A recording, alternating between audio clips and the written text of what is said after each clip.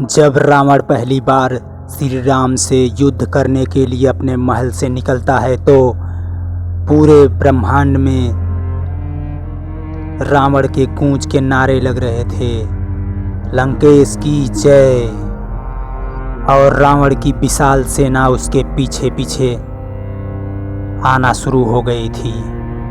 तभी जामवंत ने कहा, प्रभु लंका नरेश स्वयं युद्ध के लिए आ रहा है। राम कहते हैं, स्वयं आ रहा है इतने जल्दी?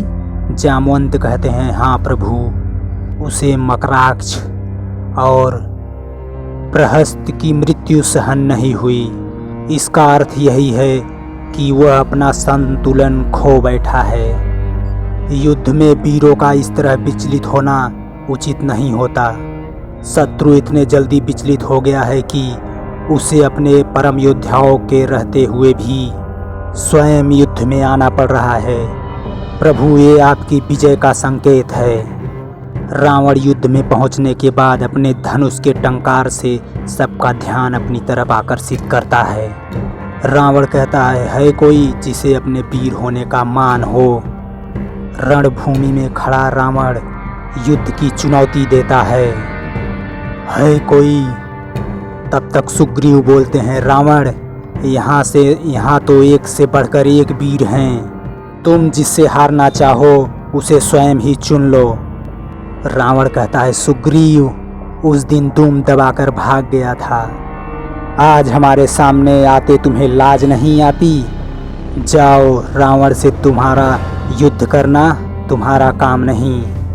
वह बनवासी कहाँ है? सुना है उसे युद्ध करने की बड़ी लालसा है, इसलिए स्वयं हम आज पहले ही दिन आ गए हैं कि इस युद्ध को हम खींचकर लंबा नहीं करना चाहते। इसमें तुम्हारे जैसे निर्दोष निरीह प्राणी जो उसके बहकावे में आकर लंका पर धावा करने चले आए हैं, बेचारे मुफ्त में मारे जाएंगे।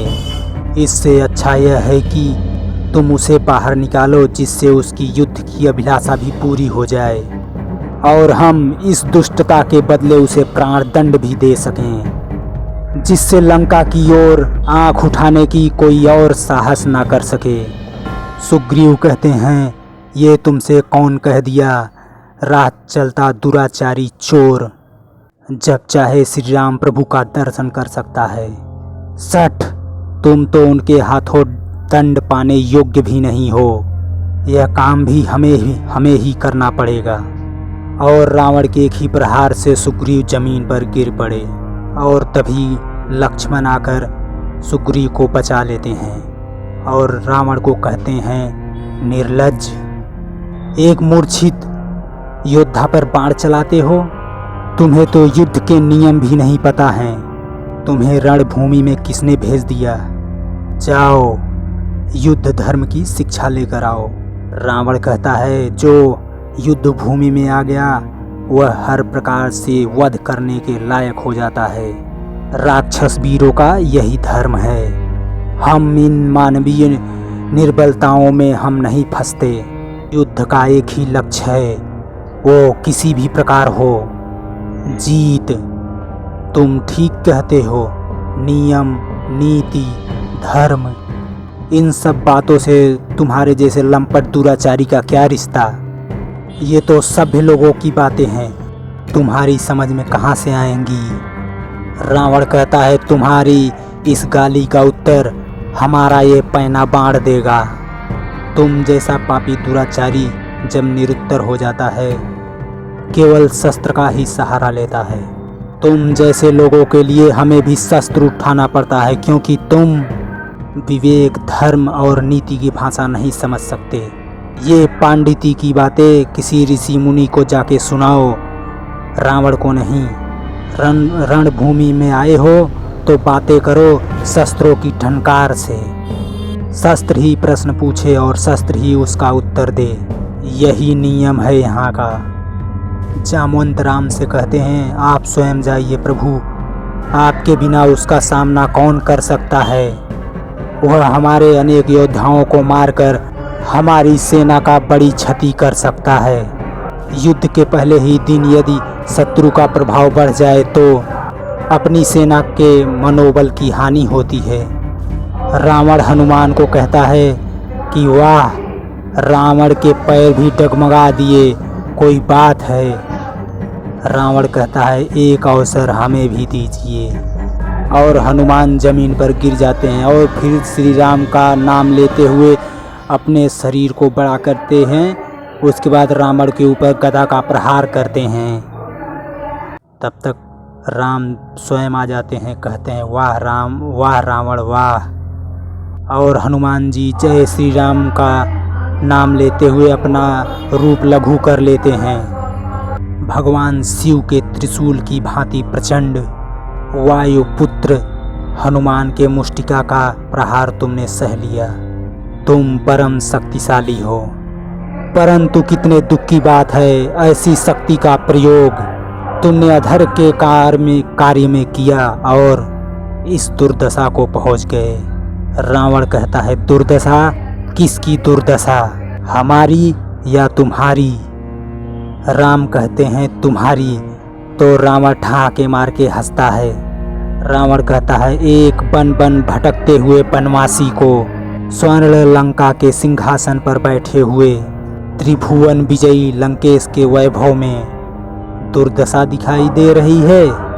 राम, तुम अपनी वाक पटुता की जादू से इन अज्ञानी मानवों को भरमा सकते हो, रावण को नहीं। राम कहते हैं भक्त और ज्ञानी में यही अंतर होता है।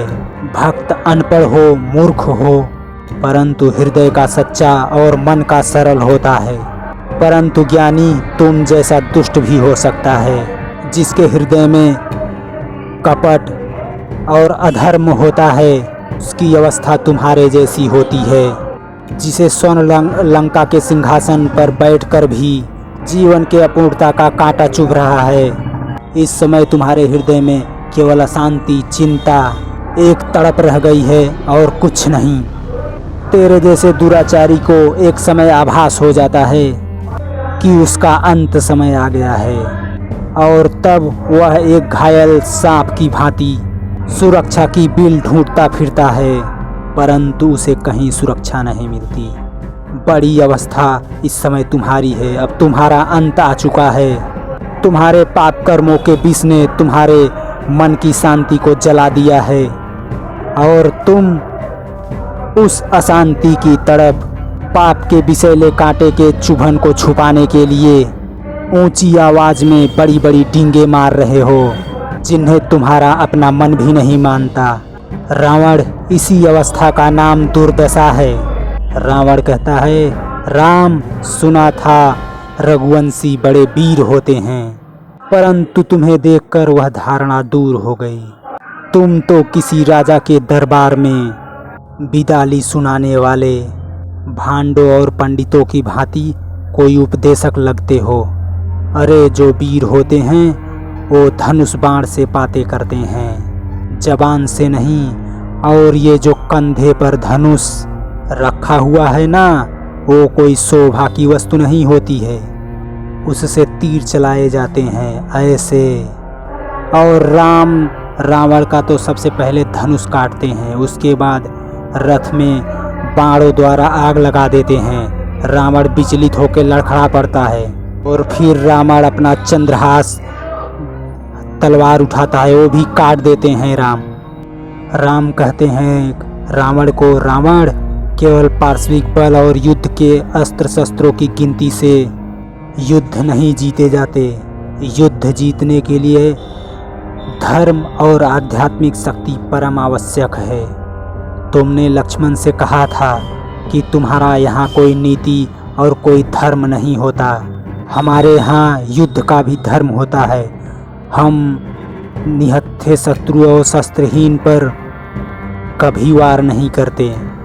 ये है रघुवंशियों की वीरता। लंका नरेश, तुम इस समय शस्त्रहीन, सुरक्षाहीन और अपमानित अवस्था में केवल शत्रु के दया की वजह से जीवित हो। इसी का नाम है दुर्दशा। राम कहते हैं अब जाओ, कल फिर शस्त्र लेकर आना। तो भैया लोगन, आपके वीडियो कैसन लगा यार? अगर अच्छा लगा हो थोड़ा भी तो यार प्लीज़ चैनल सब्सक्राइब कर देना भैया चैनलवा सब्सक्राइब कर देना यार, बहुत ही ज़रूरी है यार, प्लीज़ यार चैनल सब्सक्राइब कर देना। धन्यवाद, थैंक यू, जय हिंद।